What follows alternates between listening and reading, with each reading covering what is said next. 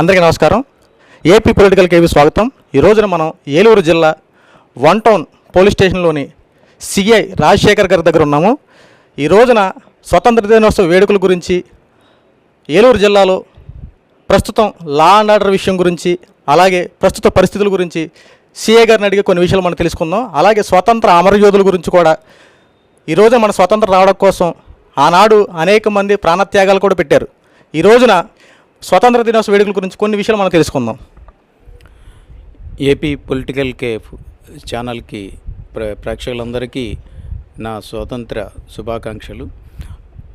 అలాగే ఎంతోమంది ఈ త్యాగఫలమైన ఈ స్వాతంత్ర దినోత్సవాన్ని మనం ఈ స్వాతంత్ర దినోత్సవ సందర్భంగా గుర్తు చేసుకుని మనకొచ్చిన ఈ స్వాతంత్రాన్ని కాపాడుకోవడం కోసం మన వంతు కృషి మనం చేస్తే ఖచ్చితంగా మన స్వాతంత్రాన్ని కాపాడుకున్న వాళ్ళు అవుతాం.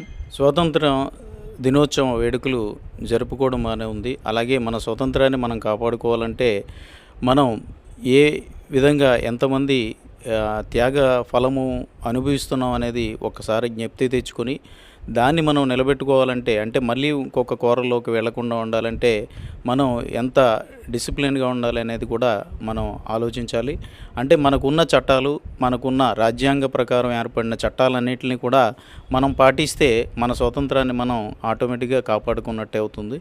కాబట్టి ప్రతి వారు కూడా అంటే ఒక రోడ్డు మీద వెళ్ళినప్పుడు ట్రాఫిక్ రూల్స్ పాటించడం, అలాగే ఒకరితో మాట్లాడినప్పుడు చట్టబద్ధంగా మాట్లాడడం, అంటే అబ్యూజింగ్ లేకుండా మాట్లాడడం, అలాగే ఒక వ్యక్తితో బిహేవ్ చేసే విధానంలో కూడా